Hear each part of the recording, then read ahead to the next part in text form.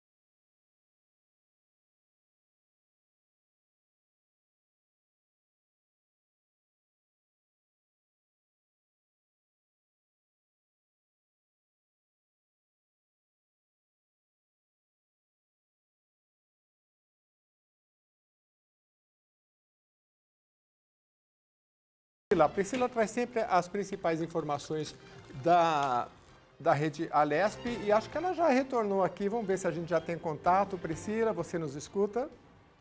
Sim, Jeremias. Bom dia a todos que acompanham a programação da Rede Alesp. Olha, agora às 10 horas da manhã começou a reunião e acontece em ambiente virtual, a reunião da Comissão de Constituição, Justiça e Redação, tá? Que tem a finalidade de discutir também e unificar os procedimentos dessa comissão e também estruturar, né, os processos para que tramitem na casa, né?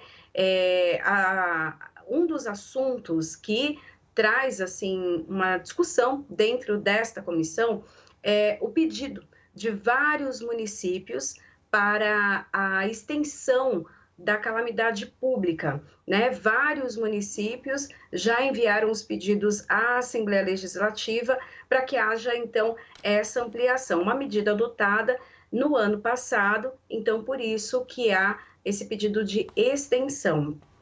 A deputada Janaína Pascoal, do PSL, comentou durante essa reunião que é preciso, então, fazer um levantamento dos dados de cada cidade, cada município, para saber a real necessidade dessa extensão, visto que até uma das cidades em que ela ficou responsável para analisar já respondeu que nesse momento não há necessidade. Então, a cidade já conseguiu se reestruturar, já conseguiu, então, tomar as medidas que cabem ali para equalizar as economias da cidade, então não é necessário. Por isso que ela pediu, né, antes de uma definição, então, fazer uma avaliação mais concreta, ver dados, uma pesquisa, né?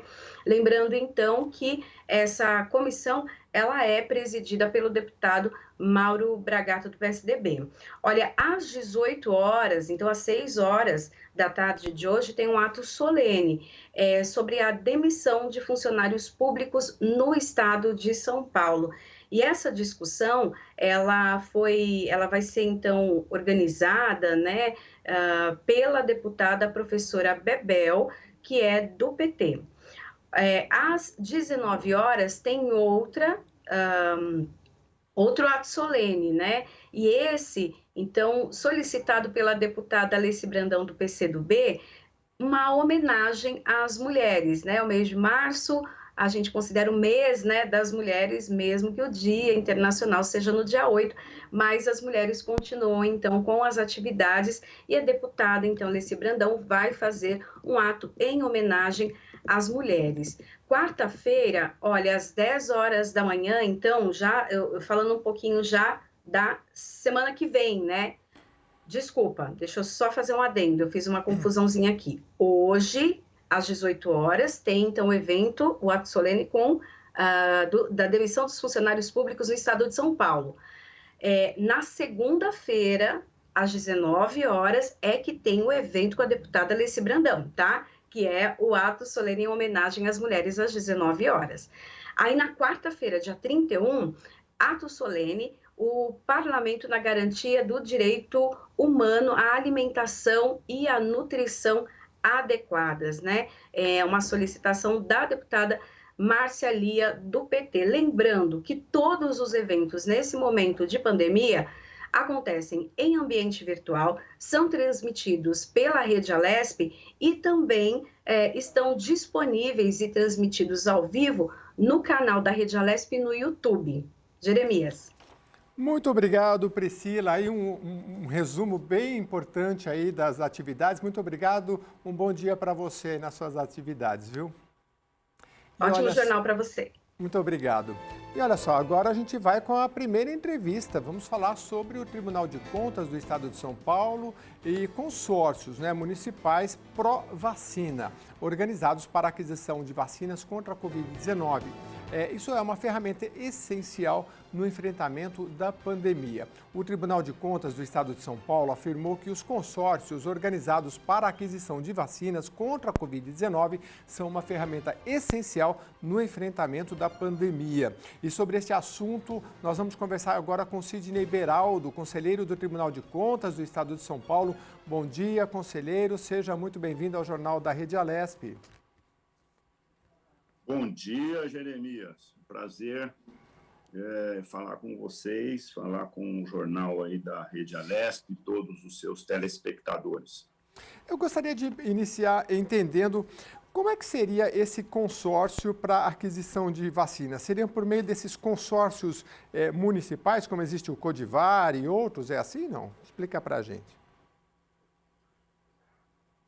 Olha, Jeremias, pela informação que eu tenho, a Frente Nacional, né, de Prefeitos que teve a iniciativa de criar um consórcio, que inclusive tem um nome, me parece Conectar, tá? Um consórcio que permite a adesão, né, de todos os municípios do país.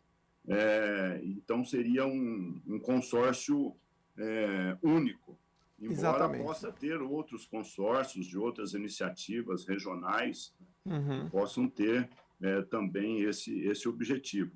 Mas o que tem se discutido, e inclusive informações de que nós já temos mais de 2.600 municípios que manifestaram interesse, quase 2.000 municípios já aprovaram leis no Legislativo, né, que permite e estabelece o regramento jurídico para que ele possa participar desse consórcio.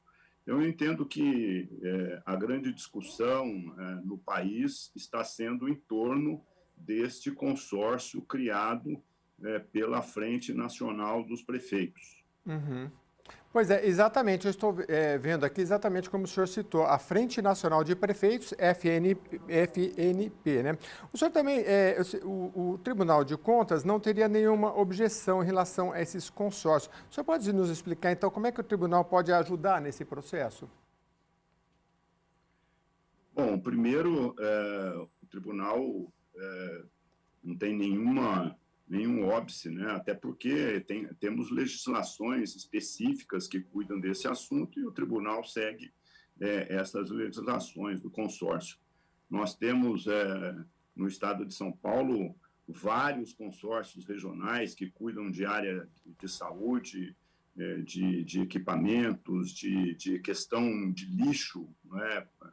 Esse é um tema em que, como esse assunto extrapola, né, o território do município, tem muitos municípios que montam e estabelecem consórcios regionais para cuidar desse assunto e o tribunal acompanha, fiscaliza se está sendo cumprida toda a legislação. Eu penso que esta iniciativa da Frente Nacional dos Prefeitos é uma boa iniciativa, porque se um consórcio que tem adesão, né, de 70% dos municípios, como nós verificamos aqui, inclusive municípios de grande porte, né, responsáveis aí por esses municípios por quase 80% da população que aderiram, com isso se tem uma escala, né, de compra muito grande, pode ter uma negociação e um dos pontos principais é o preço, né, desses produtos, que, havendo uma grande escala, esse preço poderá ser reduzido. Outra questão que deve ser levada em conta, e importante também, é o tempo, né, o tempo de aquisição, porque esse é o grande desafio, né, que nós temos, exatamente adquirir e ter um cronograma de entrega bastante rápido, e que uma negociação desse porte poderá atingir esses objetivos. Agora, Jeremias, aproveitando a oportunidade, é importante, né, que seja feito um planejamento adequado, né, que tenha um plano de trabalho muito bem definido, né, que leve em conta não só toda a logística que será obedecida, como também seguir a legislação, né, porque tem uma legislação que cuida disso, que é a 866, e tem uma legislação específica, inclusive, que é o projeto, que é a Lei 13.979, editada agora em 2020, que cuida especificamente dessas questões da pandemia. E também com muita transparência, né? É importante que todos esses atos dos municípios, além da questão de orçamento, de quantidade, tem que ter essa transparência, colocando no seu portal, informando, é isso que o tribunal acompanha e fiscaliza.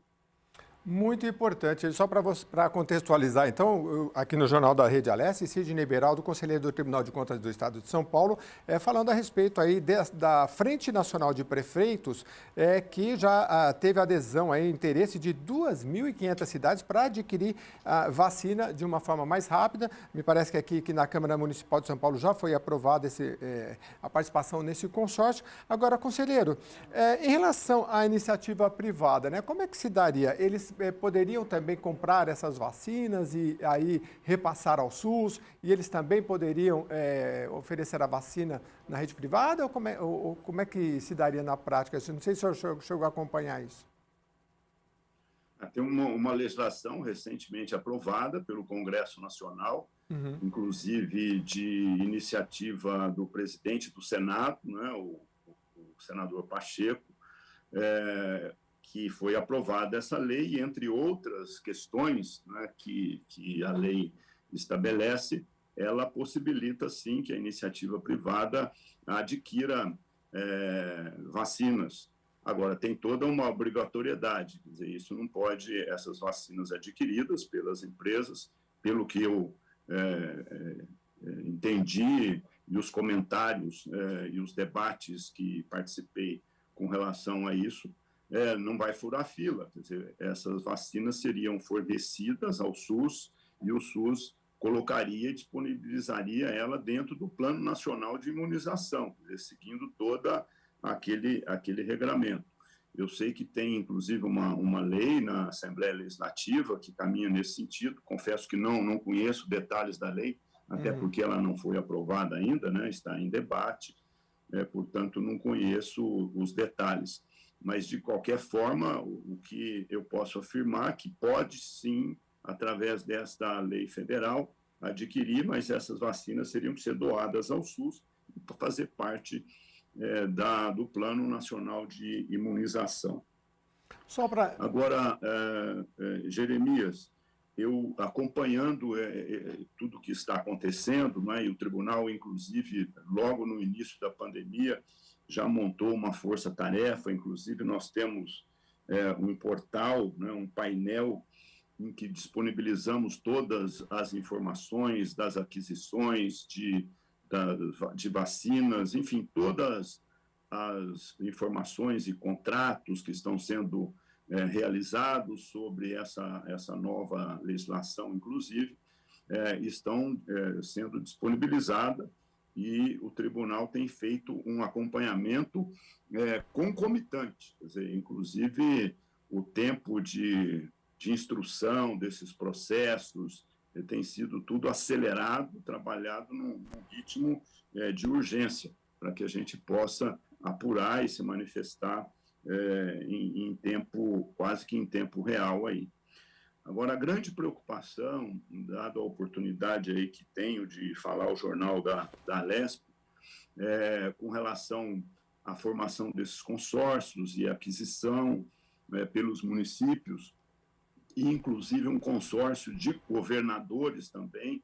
Parece que 9 estados do Nordeste criaram também um consórcio, já tomaram a iniciativa de adquirir vacinas da Rússia, né, Sputnik, embora não tenha sido aprovada ainda, mas já está num processo de aprovação pela Anvisa.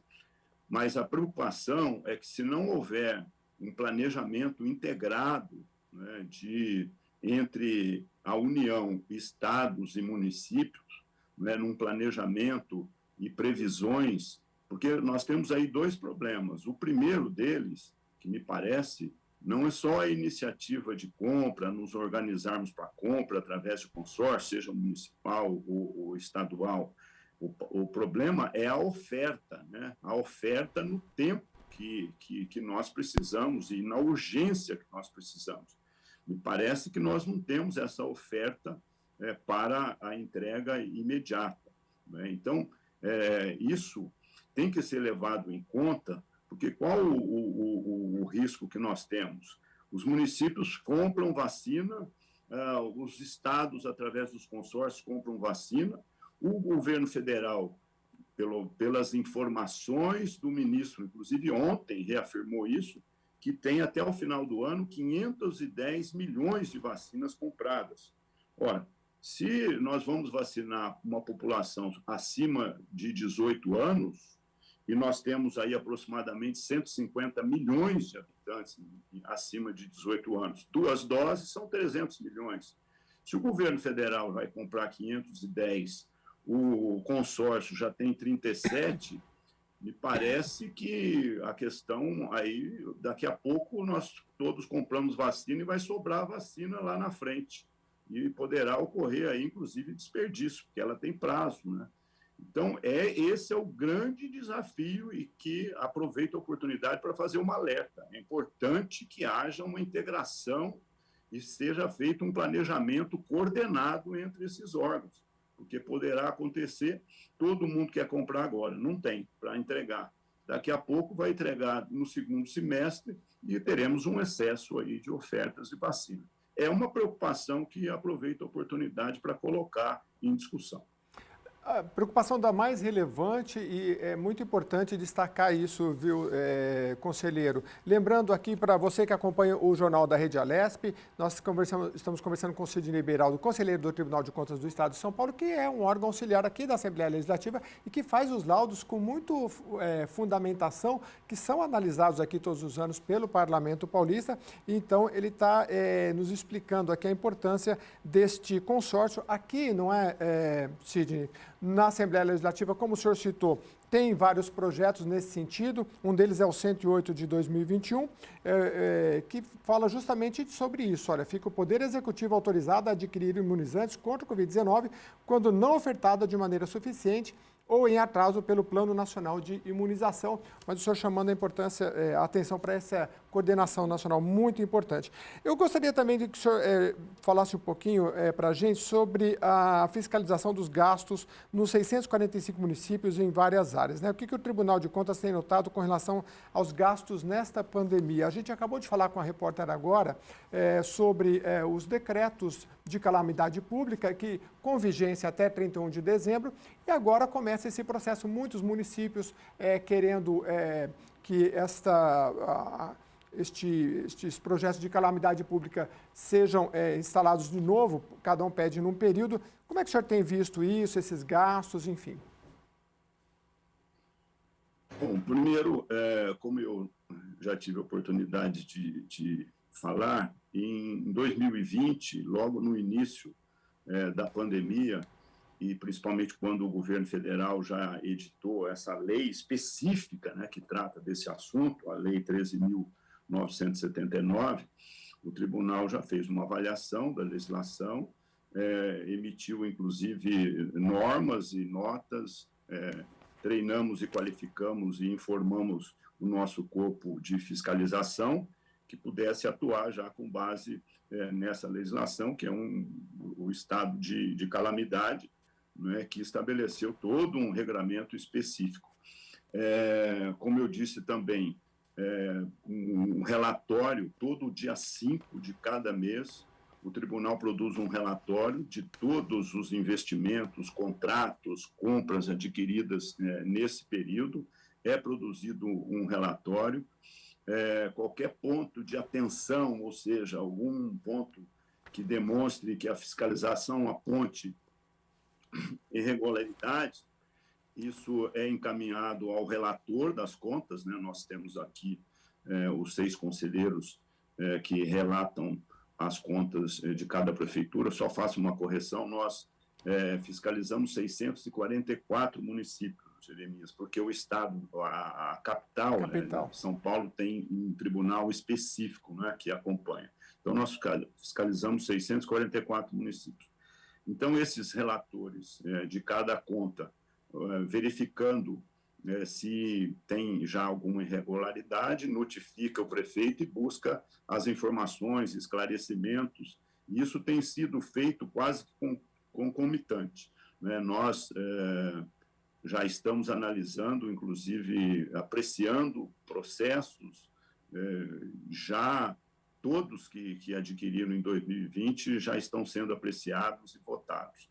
De uma forma geral, eu posso dizer que grande parte dos contratos são pela legalidade, né, pela regularidade. Alguns pontos aí de atenção fora da curva que o tribunal tem levantado, fiscalizado, votado pela sua irregularidade, até multas. Mas eu posso dizer que pela amostragem e a quantidade de processos que nós já analisamos, a grande maioria tem caminhado pela regularidade. Muito obrigado, doutor Sidney Beraldo, conselheiro do Tribunal de Contas do Estado de São Paulo, pela sua participação aqui no Jornal da Rede Alesp. Eu que agradeço, Jeremias. Um bom dia a todos e muito obrigado pela oportunidade.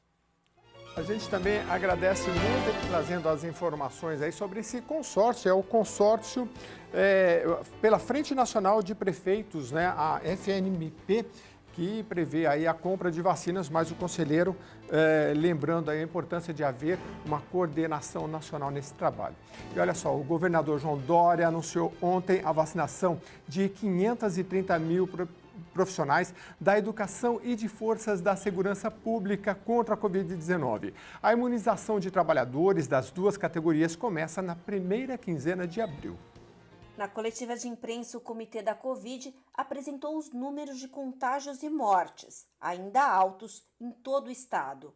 Apesar da preocupação, o secretário da Saúde, Jean Gorenstein, mostrou otimismo na luta contra a pandemia. Estamos na segunda semana da fase mais restrita do Plano São Paulo, a fase emergencial, onde temos ocupação de 92,3% das UTIs no estado de São Paulo. A Grande São Paulo representa 91,7% de ocupação. O que eu gostaria de ressaltar aqui, que nós temos hoje 12.442 pacientes internados nas unidades de terapia intensiva.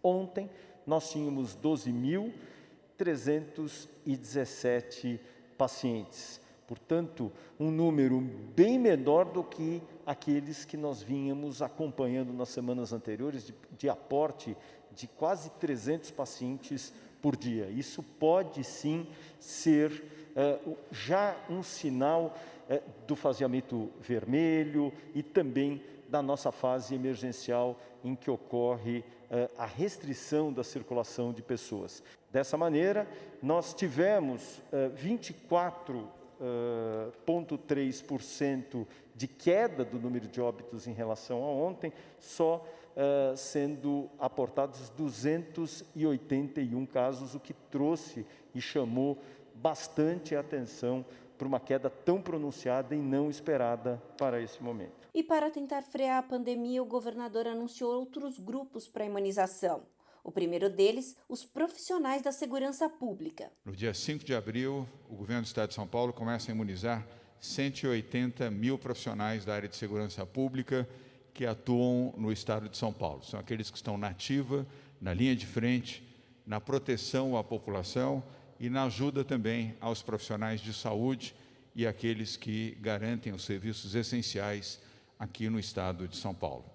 Serão vacinados os policiais militares, policiais bombeiros, policiais civis, policiais da Polícia Científica, agentes de segurança e agentes de escolta penitenciária, além dos efetivos de todas as guardas civis metropolitanas municipais.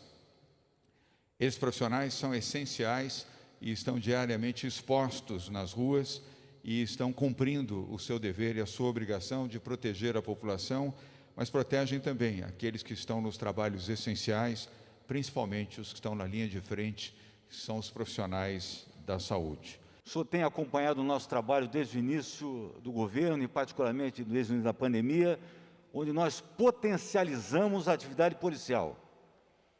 E nessa potencialização nos submetemos à elevadíssima exposição. Me permita listar alguns aspectos que fazemos no cotidiano e às vezes não são percebidos nesse contato com a população. As abordagens administrativas, as abordagens de suspeitos, as prisões, os confrontos, as dispersões, as ações em aglomerações e blitzes, as investigações, as abordagens, os atendimentos em balcões de delegacia, os resgates, em milhares e milhares de acidentes, as emergências com os nossos bombeiros apoiando o SAMU. Uma coisa curiosa é que os médicos e os enfermeiros do SAMU são vacinados, mas os bombeiros não eram. As atividades em locais de perícia, com altíssima contaminação, as perícias e os laudos. Sou governador, a vacina aos policiais, aos guardas civis municipais, aos agentes penitenciários, se me permite ali o coronel Nivaldo, chegam como uma bênção. O governador garantiu ainda que os funcionários da educação vão começar a ser vacinados no começo de abril. Já no dia 12, 350 mil professores e demais funcionários de escolas estaduais, municipais e particulares com idades a partir de 47 anos também serão incluídos na campanha. Nós somos mais de 1 milhão somente na educação básica de profissionais. É um número muito expressivo. Mas mais do que isso, governador, hoje é um dia de esperança para o professor que quer sim voltar, que tem seus medos, mas que sabe da importância da escola, de estar com o seu estudante, para o pai, para a mãe, que sabe da importância da educação. Nós estamos brigando muito.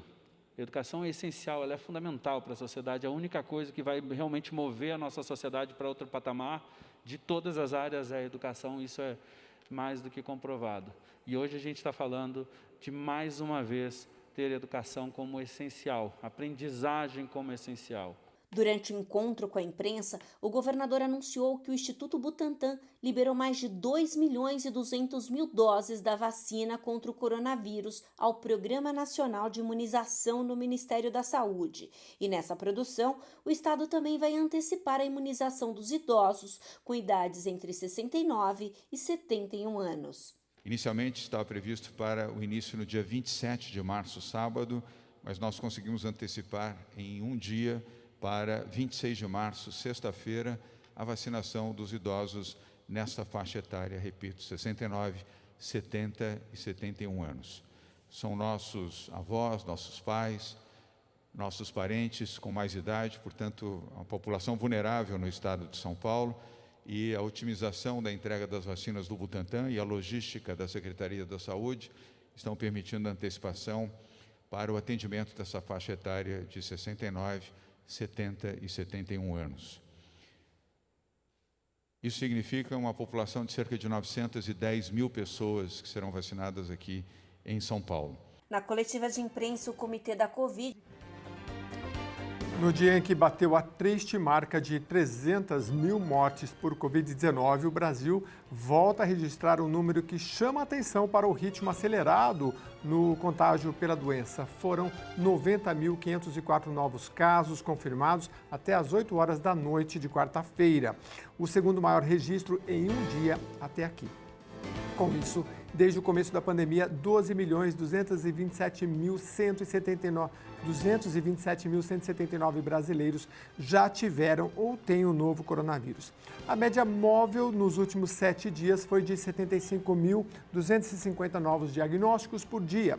E isso representa uma variação de 8% mais 8% em relação aos casos registrados em 2 semanas, o que indica tendência de estabilidade nos diagnósticos. É o que mostra o novo levantamento do consórcio de veículos de imprensa sobre a situação da pandemia de coronavírus no Brasil a partir de dados das secretarias estaduais de saúde, consolidados às 20 horas de quarta-feira. O Brasil registrou 2.244 mortes pela Covid-19 nas últimas 24 horas, totalizando na noite de quarta-feira 301.887 óbitos desde o início da pandemia. Jornal da Rede Alesp.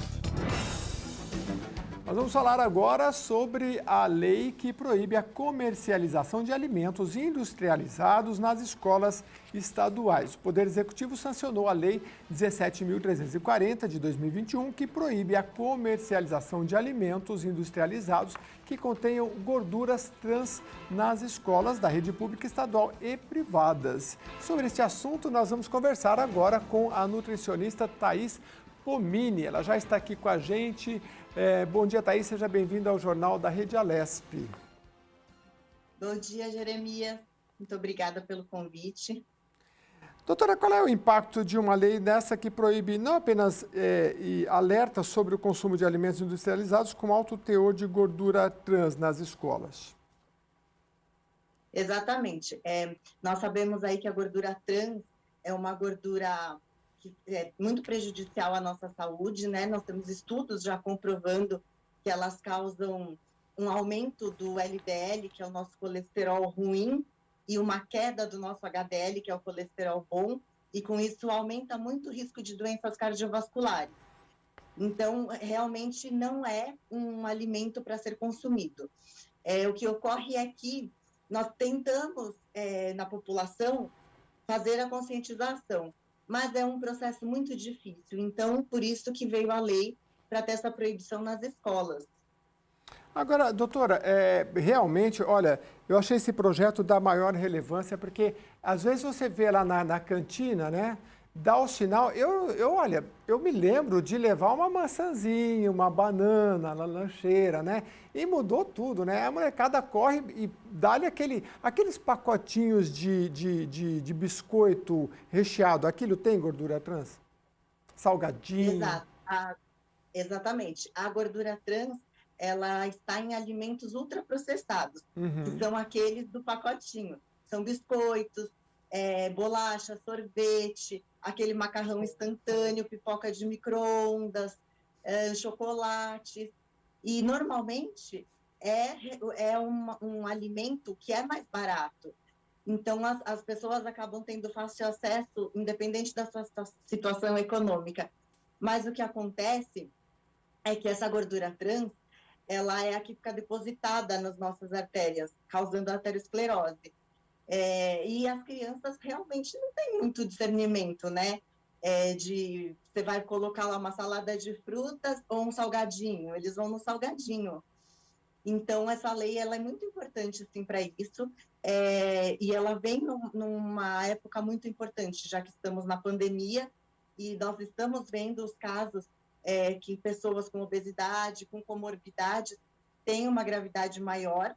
Então, é o momento realmente da gente ter mais cuidado com a nossa alimentação. A senhora sabe, Carolina Franca, às vezes eu converso e brinco com o pessoal que no Brasil a gente passou de uma subnutrição, né, não sei se é o termo correto, para uma má alimentação. Às vezes a pessoa não tinha o recurso. Quando a situação econômica melhorou um pouco, as pessoas começaram a se alimentar muito mal. E é esses alimentos que a senhora tem falado ali. Aliás, para detalhar um pouquinho mais, eu queria que a senhora explicasse o seguinte. Olha, a lei prevê a proibição de alimentos com mais de 0,2 gramas de gordura, né, trans por porção, além de gordura hidrogenada e óleo hidrogenado ou vegetal. Exemplifica um pouquinho para a gente o que é isso.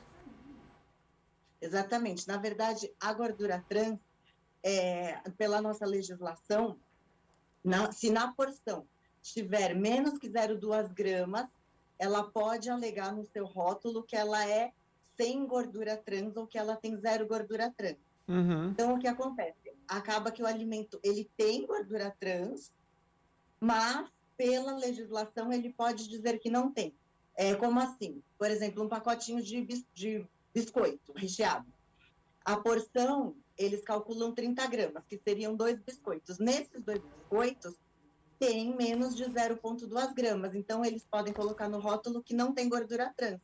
Mas a pessoa não come apenas 2 biscoitos. Então, quer dizer, na porção pode ter pouca gordura, mas no pacote tem mais de 0,2. Mas a nossa legislação permite que isso aconteça. Pois é. Por isso que o projeto, inclusive, já está, né, assinado, devidamente em trâmite, que até 2023 a gordura trans será banida do nosso país. É interessante isso que a senhora falou, Thaís Pomini, nutricionista, que conversa aqui com a gente sobre esse projeto, essa lei, que já é a lei 17.340 de 2021, proíbe comercialização de alimentos industrializados que contenham gordura trans nas escolas da rede pública, estadual e privadas. E a senhora trazendo uma informação importante que no futuro vai ser proibido, abolido, né? Por quê? O que essa gordura trans pode fazer tão mal ao nosso organismo? Exatamente, a gordura trans, como eu disse, ela aumenta muito o risco de doenças cardiovasculares e ela também vem contra todo esse nosso projeto que nós temos para a melhora de saúde e para a obesidade infantil.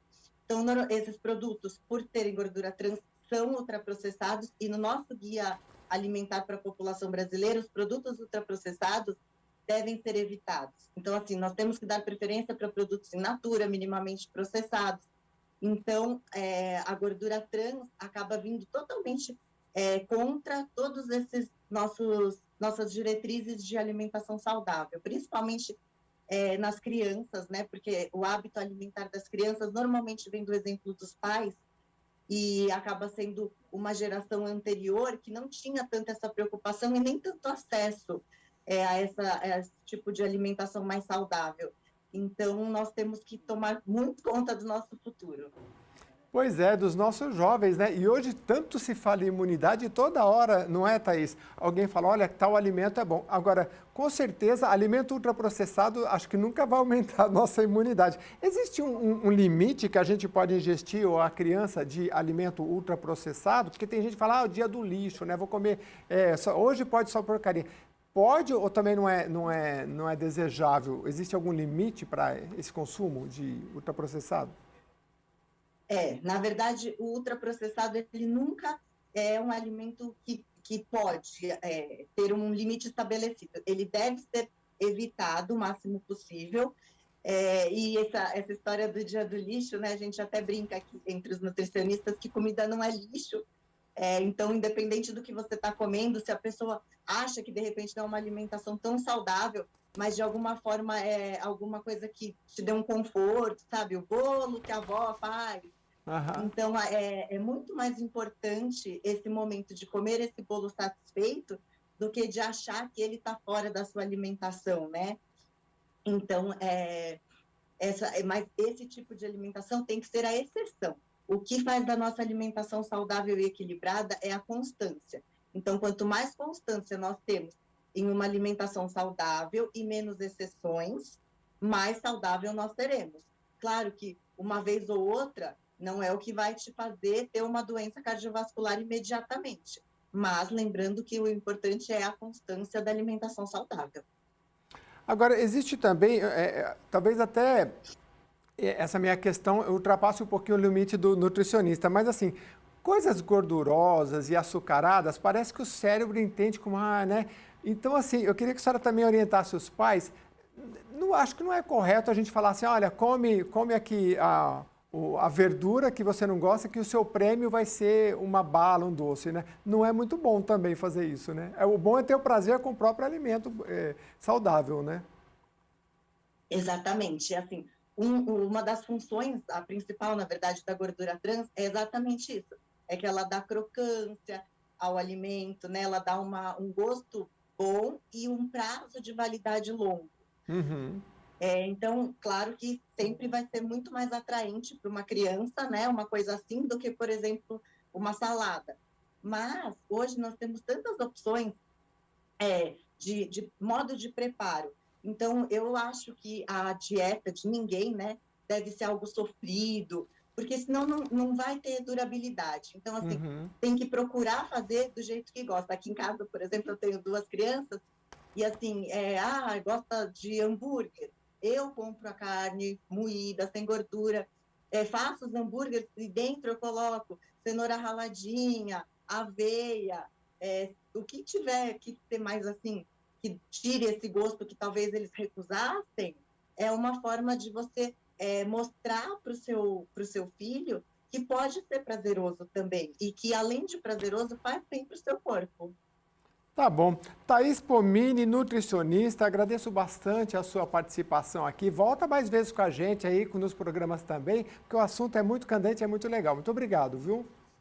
Eu que agradeço. Bom dia, Jeremias. Bom dia para você também. E olha só, a segunda sessão extraordinária realizada aqui na Assembleia Legislativa, ontem, na quarta-feira, em ambiente virtual, o deputado Wellington Moura, do Republicanos, presidiu a sessão. 2 requerimentos foram votados, um de autoria da deputada professora Bebel, do Partido dos Trabalhadores, e o outro do deputado Campos Machado, do Avante. Você vai ver agora como é que foi a sessão na reportagem de Sérgio Everton. Realizada nesta quarta-feira a segunda sessão extraordinária em ambiente virtual, presidida pelo deputado Wellington Moura, do Republicanos, para discutir e votar o requerimento de urgência ao projeto de lei 108 de 2021, de autoria da deputada professora Bebel, que autoriza o Poder Executivo a adquirir imunizantes contra a Covid-19 quando não ofertada de maneira suficiente pelo Plano Nacional de Imunização. O tema que está em questão aí é importantíssimo nesse momento, porque o estado de São Paulo está aí, infelizmente, passando por um momento muito difícil, uma situação muito complicada na questão do Covid. Eu gostaria aqui de dizer que o projeto da professora deputada Bebel, ele vem ao encontro à necessidade do momento. E nós temos que ter visão. Eu defendo o SUS, eu defendo que as vacinas têm que ser gratuitas e pelo poder público. Mas eu também não sou contra se nós tivermos outra maneira de atender a população. Esse projeto aqui, ele autoriza o governo do estado a comprar e distribuir essas vacinas para os municípios aplicarem. Então, eu defendo que tem que ser pelo SUS, tem que ser grátis, mas eu defendo também que tem que liberar para a iniciativa privada, poder aplicar, fornecer, comprar, com toda a fiscalização, porque vai ajudar a desafogar o sistema de saúde. Esgotado o tempo da discussão do regime de urgência do projeto pelos parlamentares, o requerimento foi à votação e, por 67 votos a favor, foi aprovado. Passamos à conclusão dos votos. Votaram sim 67 deputados a favor e nenhum deputado que votou não.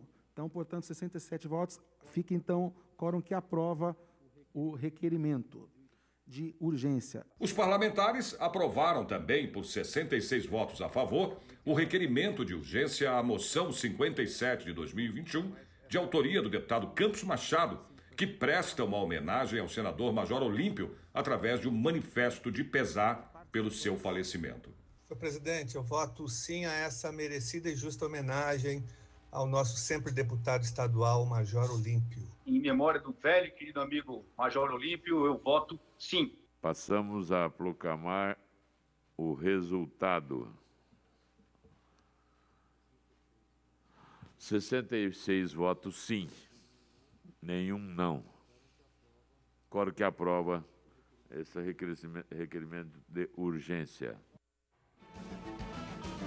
O total de internados com Covid-19 no estado de São Paulo superou a marca de 30 mil pacientes pela primeira vez nesta quarta-feira. O número é mais do que o dobro do registrado há um mês, o que demonstra o rápido crescimento nas internações provocadas pela doença.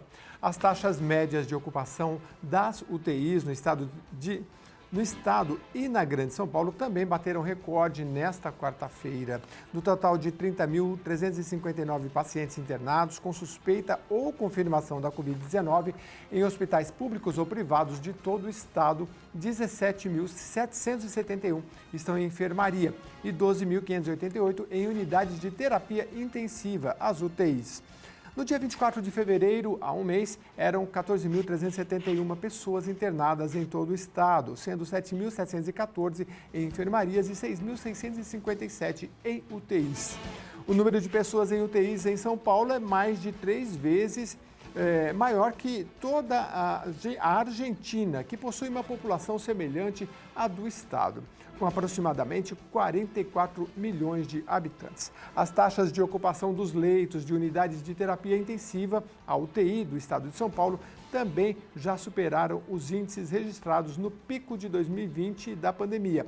A ocupação média chegou a 92,3% no estado de São Paulo, contra 77,2% no momento mais grave da pandemia no ano passado e no final de maio.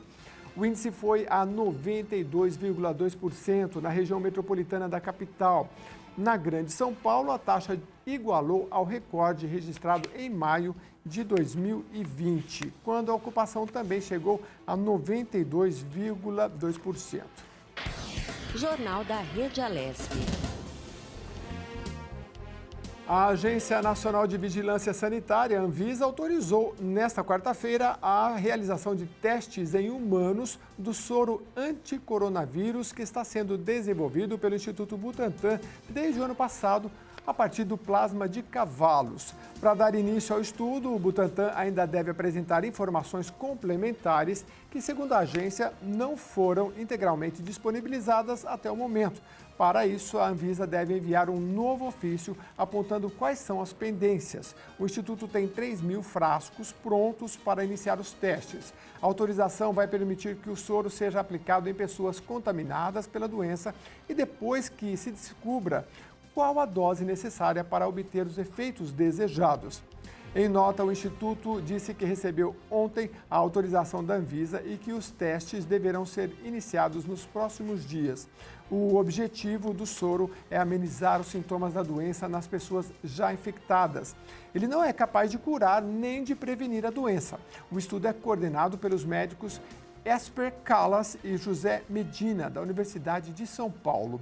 Segundo o diretor do Instituto Butantan, Dimas Covas, uma vez autorizados, os testes serão feitos inicialmente no Hospital do Rim e no Hospital das Clínicas. O objetivo é focar em pacientes com infecção recente e alto ou altíssimo risco de doença grave, foi o que disse o Butantan em nota. Jornal da Rede Alesp. Segundo o Censo Escolar 2020 do Ministério da Educação, cerca de 4.300 escolas públicas brasileiras, ou 3% do total das instituições públicas de ensino no país, não tinham banheiro ao final do ano passado. Em 2019, eram 3.500 escolas no Brasil sem o espaço para higiene pessoal. O número de escolas urbanas sem acesso à internet de banda larga no Brasil subiu de 15.000 para 17.200 entre 2019 e 2020. No saneamento básico do setor, houve uma ligeira melhora. Até o final do ano passado, 35.800 escolas públicas brasileiras não tinham coleta de esgoto. Em 2019, eram 36.600 escolas sem saneamento no país.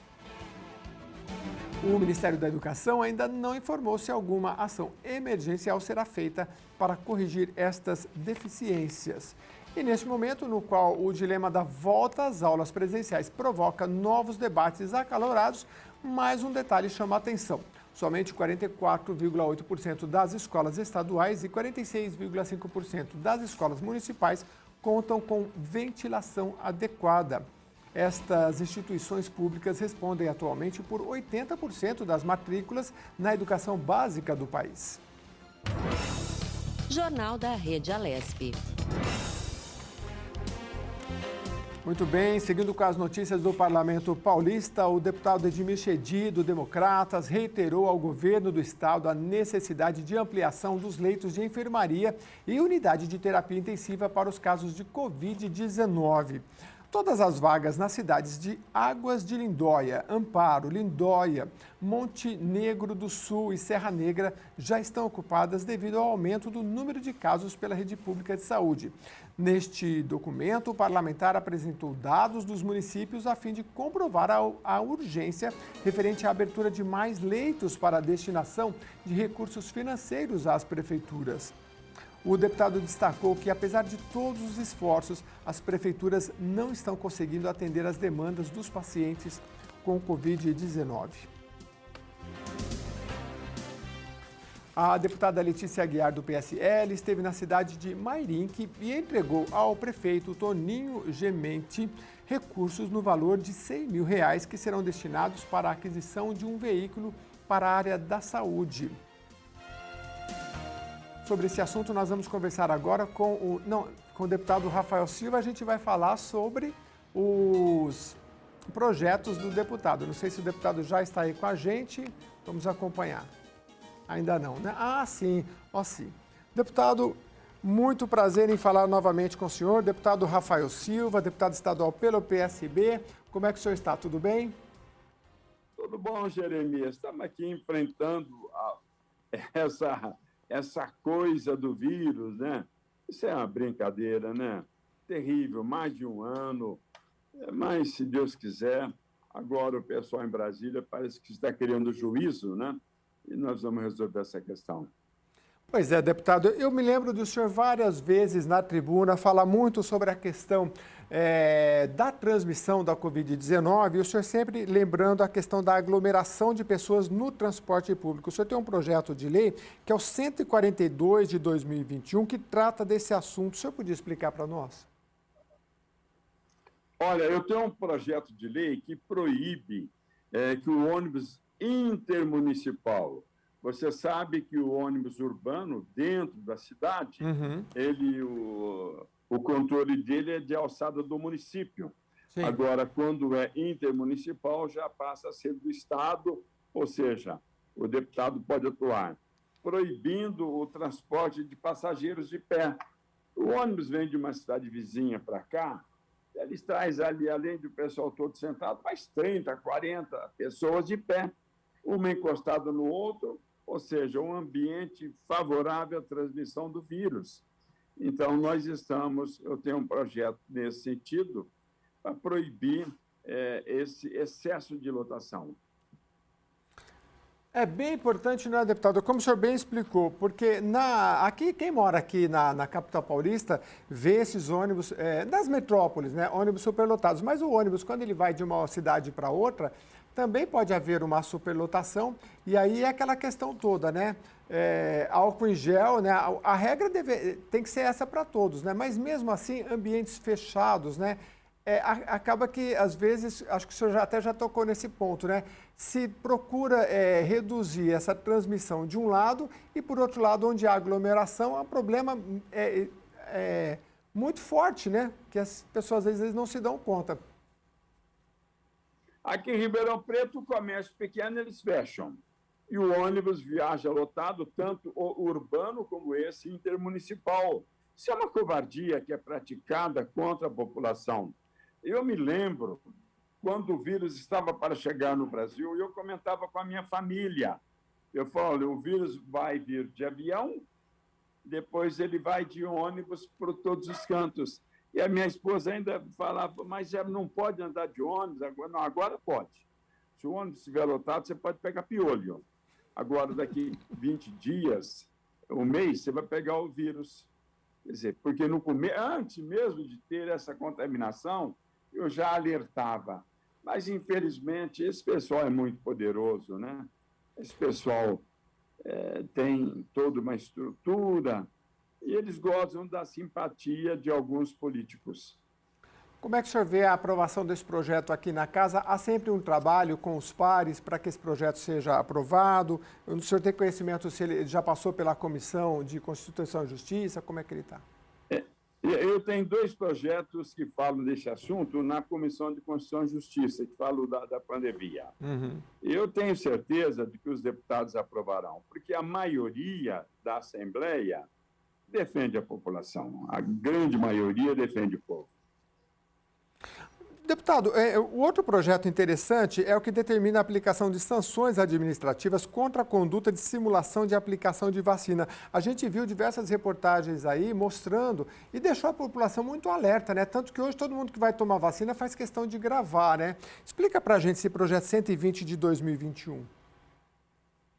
Esse projeto não é para punir os profissionais da saúde, pelo contrário, é para tirar a vontade que alguns têm, que uma minoria, muito pouca gente tem, de levar algum tipo de vantagem. É porque a grande maioria trabalha com muita seriedade e dedica a vida em favor de semelhante. Mas eu andei tomando conhecimento, inclusive, não apenas desses que foram para a rede social. Tem até um caso de uma pessoa que, sabendo do meu trabalho nesse sentido, entrou em contato comigo. A mãe dele, de 94 anos, foi vacinar. E a pessoa que vacinou ficava cobrindo com o corpo e com a mão para o centro não filmar. Ele, para filmar, ele teve que suspender o celular lá no alto, pegar de cima para baixo. Entendeu? Porque eu não queria. Não queria. Por quê? Porque tinha outro interesse. Então, para evitar que toda uma categoria seja penalizada, esse nosso projeto é um projeto que cria, inclusive, multa pesada, né? Pesada contra aquele que venha agir dessa forma. Na medida em que o servidor dessa área toma conhecimento de tudo isso, aí ele já vai tomar cuidado, né? Ele não vai praticar mais esse crime contra as pessoas. O senhor lembrou muito bem que os profissionais de saúde aí, grandes heróis, né, à frente desse trabalho. Agora, deputado, ainda nesse tema da vacina, a gente está com projetos aqui na casa para avançar, para que o Estado de São Paulo possa adquirir vacinas, né, de uma forma a mais rápida possível, né? A gente acabou de conversar agora com o conselheiro do Tribunal de Contas, ele falando que ele não é contrário a que os municípios, o Estado possa adquirir vacina, mas que precisa haver uma coordenação nacional para que, de repente, não se compre mais vacina também do que quando houver a disponibilidade e seja mal organizado, né? Eu queria a sua opinião sobre esse tema que está tramitando aqui na casa. É um ditado antigo que fala: na casa onde falta o pão, todo mundo briga e ninguém tem razão. Então, você tem uma briga louca de municípios, de estados, com o governo federal, uma luta, importa a vacina, não importa, se importar, tem que passar para o Ministério. Então, não sei o que vai refrescar, porque o município ele quer importar para resolver o seu problema, o Estado também. O Estado de São Paulo já produz a vacina no Instituto Butantan. Sim. Ele passa para o governo federal que distribui. É justo, porque a distribuição é feita de acordo com o número de habitantes. Mas eu sou a favor até da iniciativa privada poder comprar vacina, contanto que seja uma outra vacina e não esteja sendo adquirida pelo governo. Por quê? Porque será mais uma, você entendeu? Agora, quando os governos estaduais querem a compra da vacina nos municípios, porque eles sentem na própria pele. Por quê? Porque o cidadão que quer a vacina, ele não está lá em Brasília, ele está no Brasil todo. E ele vai reivindicar de quem? Do prefeito, do governador. Então, a vacina no Brasil ela foi deixada de lado. Foi um descaso contra a população. Mais de 300 mil pessoas já morreram. Muitas dessas pessoas morreram sem necessidade. Por quê? Se a vacina tivesse sido adotada no Brasil na época certa, muita gente estaria viva. Existia o interesse da Janssen e da Pfizer de colocar a vacina no Brasil. E o Brasil tem a maior estrutura do mundo para poder tratar desse assunto. O SUS, nesse aspecto, é muito desenvolvido, tem uma capilaridade muito grande. Então, os laboratórios queriam vender a vacina para o Brasil. Mas fazer o quê? Não quiseram comprar, né? O governo federal não quis comprar.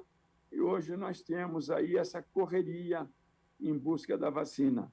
Então, entendeu? Toda ação de governadores é uma ação válida e necessária. Toda ação é necessária. Agora, deputado, como é que o senhor vê essa questão da pandemia? Porque estão intimamente ligadas, né? Até ontem, numa entrevista, eu disse, a gente nunca... tempos de crise ou de guerra ou de pandemia, a gente tem uma dependência muito grande do poder público que estabelece quem vai estudar, quem não vai, quem vai para a rua, o emprego, a saúde, está tudo muito nessa... e a população tem sentido isso. Como é que o senhor vê que se pode tratar de forma séria o combate nessa pandemia? A gente tem diversas ações aí. Às vezes eu ouço a população falando, por exemplo, a academia tem todos os protocolos, quando fecha, mas poderia ampliar, né? Tem município que amplia o horário, porque daí as pessoas vão... não se avolumam em horários mais restritos, né? O senhor tem acompanhado bem aí na sua região, como é que o senhor tem visto essas ações de fechamento, abertura, vacina e tudo mais? A economia interligada com a saúde. Algumas falhas aconteceram do poder público, que faz o anúncio de última hora, não prepara para receber a procura do cidadão. Então, aconteceu alguma coisa, mas, no mais, está funcionando bem. Agora, o problema é o seguinte... a vacinação está diretamente ligada à economia. Enquanto você não resolver esse problema, a economia vai encolhendo. Existem alguns ramos que estão ganhando muito dinheiro com a pandemia. Muito dinheiro, muito dinheiro. Tem um parente meu, estava com um amigo dele, empresário, tá? E esse empresário bebeu um pouquinho. Além, ele falava, ô, pandemia, não vai embora não, fique aqui, pandemia. Já era rico, ele estava ficando mais rico ainda com a pandemia, porque o ramo de atividade dele deu a ele essa condição. Agora, com um detalhe importante, né? A mãe dele pegou o vírus, levaram para o hospital importante de São Paulo e ela foi a óbito. É uma triste notícia, né? Por isso que a pandemia ela tem esse poder de equalizar, né, o mundo inteiro, e uma ação que a gente faz aqui pode refletir no outro lado do mundo. Precisamos ter todos muito responsáveis. Deputado, eu queria agradecer muito a sua presença aqui no Jornal da Rede Alessio e mais uma vez aqui trazendo as suas impressões e atualizando a população aí da região que o senhor atua. Muito obrigado. Pode ter certeza que o Estado de São Paulo está fazendo a sua parte. Talvez com alguma falha ou outra, mas está procurando fazer. A Assembleia está trabalhando nesse sentido também. O Instituto Butantan está fazendo o que pode fazer, mas nós precisamos de uma ação efetiva e eficiente do governo central. Agora parece que nós vamos começar a ter essa ação. Muito obrigado mais uma vez, deputado que participou aqui com a gente no Jornal da Rede Alessio, deputado Rafael Silva, do PSB. Muito obrigado mais uma vez. E olha só, você, a partir de agora, vai acompanhar, a reunião da Comissão de Constituição, Justiça... Aliás, uma comissão que já voltou, correto? Então, você continua aqui com o Jornal da Rede Alessio. E olha só... A Janssen, braço farmacêutico da multinacional Johnson & Johnson, solicitou ontem à Anvisa, a Agência Nacional de Vigilância Sanitária, o uso emergencial do seu imunizante no Brasil. Em nota, a Anvisa informou que já iniciou a triagem dos documentos presentes no pedido, apesar de ainda não ter seu uso aprovado no Brasil. A vacina da farmacêutica aparece no Plano Nacional de Imunização do Ministério da Saúde. Diferente dos outros imunizantes aprovados para uso atualmente no Brasil, até o momento a Coronavac, a Pfizer e a Oxford, a AstraZeneca, a vacina fabricada pela Janssen, precisa apenas de uma dose para imunizar uma pessoa contra a Covid-19. Sorocaba anunciou na noite de ontem, quarta-feira, as novas medidas restritivas contra a Covid-19 para escolas particulares, supermercados e postos de combustíveis. As ações estão regulamentadas em 2 decretos municipais. Segundo a Prefeitura, o Decreto Municipal 26157 de 2021 estabelece que os postos de combustíveis, incluindo a estrutura de serviços, a partir de sexta-feira, dia 26, poderão funcionar de segunda-feira a sábado, no horário das 6 da manhã até as 8 da noite. Aos domingos não deverá haver atividades nos postos. As medidas restritivas valem até o dia 4 de abril. Nos 3 primeiros dias da nova medida, 26, 27 e 28 de março, a recomendação é que seja limitada a circulação de pessoas a uma pessoa por família. A partir de 29 de abril, o cumprimento dessa medida passa a ser obrigatória. A decisão foi tomada pela Prefeitura com representantes da Associação Paulista de Supermercados e Estabelecimentos da cidade. E outra medida anunciada foi uma nova ampliação de leitos Covid. A UPH Zona Norte terá mais 20 leitos, sendo 16 clínicos e 4 com suporte ventilatório avançado. A previsão é que estes leitos sejam ativados na segunda-feira, dia 29. A UPA Éden também receberá reforço de leitos nos próximos dias. Serão mais 40, sendo 20 para assistência geral e 20 clínicos Covid. Jornal da Rede Alesp.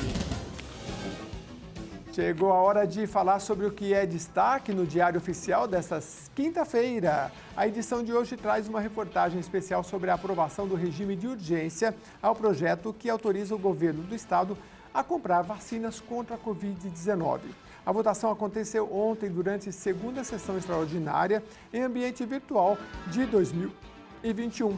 Na ocasião, os parlamentares também aprovaram o regime de tramitação mais rápida para a moção, em homenagem ao senador Major Olímpio, que morreu na semana passada, vítima da Covid-19. Depois da aprovação do regime de urgência, o projeto de lei 108 de 2021 seguiu para as comissões permanentes. Em uma reunião conjunta, os parlamentares debateram o parecer elaborado pelo deputado Gilmaci Santos. O relatório proposto por ele foi além do texto do projeto e autorizou também a compra de vacinas pela iniciativa privada e o uso do soro anti-Covid, desenvolvido pelo Instituto Butantan. A votação do parecer deve acontecer na próxima semana, quando as comissões de Constituição, Justiça e Redação, de Finanças, Orçamento e Planejamento e de Saúde se reúnem novamente. Sendo aprovado pelas comissões, a proposta poderá ser levada para votação em plenário. Os detalhes completos das reportagens você confere também acessando o portal da Alesp pelo site www.al.sp.gov.br e aí você clica na aba Comunicação. Jornal da Rede Alesp. Mais de 3.000 crianças e adolescentes foram mortos de forma violenta no estado de São Paulo nos últimos 6 anos, segundo os dados do Comitê Paulista de Prevenção de Homicídios na Adolescência. O relatório mostra que de 2015 a 2020 morreram no estado de São Paulo 3.165 crianças e adolescentes de forma violenta. No total, 1.912 delas foram vítimas de homicídio, latrocínio, que é o roubo seguido de morte, ou lesão corporal com morte na sequência. Outras 1.253 morreram em consequência de intervenção da polícia. É um número alto, mas que teve uma queda de 49% nos últimos 6 anos. Para a presidente do comitê, que é formado pela Assembleia Legislativa, pelo Unicef, o Fundo das Nações Unidas para a Infância, e pelo governo do estado, para diminuir as mortes dos adolescentes, um dos passos é cuidar das famílias que já foram vítimas desta violência. Uma família, um adolescente que está próximo a uma situação de violência que acaba chegando, infelizmente, num assassinato, tem muita probabilidade que o outro irmão acabe exposto a essa violência. E se a gente consegue oferecer essa proteção, essa prevenção e afastar esse jovem de exposição a essa violência, é uma vida que se consegue preservar. Foi o que disse a deputada estadual Marina Elou, da Rede, presidente do comitê. As crianças e os adolescentes negros são ainda mais vulneráveis neste cenário de violência. Jornal da Rede Alesp. O deputado Altair Moraes, do Republicanos, recebeu em seu gabinete os representantes do Instituto Organização Brasileira e Inclusão, o OB. Está localizado na cidade de São Sebastião. O Instituto trabalha na inclusão social de cidadãos por meio do esporte. O parlamentar, que é presidente da Comissão de Assuntos Desportivos, recebeu a demanda da entidade. O deputado disse que é grande incentivador dos esportes e o trabalho do Instituto OB merece todo o reconhecimento e apoio, e que o esporte é uma alternativa para que os jovens aprendam a ter disciplina, que possam sair das ruas e também ficar longe da marginalidade. O Jornal da Rede Alesp vai para um breve intervalo. Nós voltamos daqui a pouquinho com mais informações para você. Não saia daí.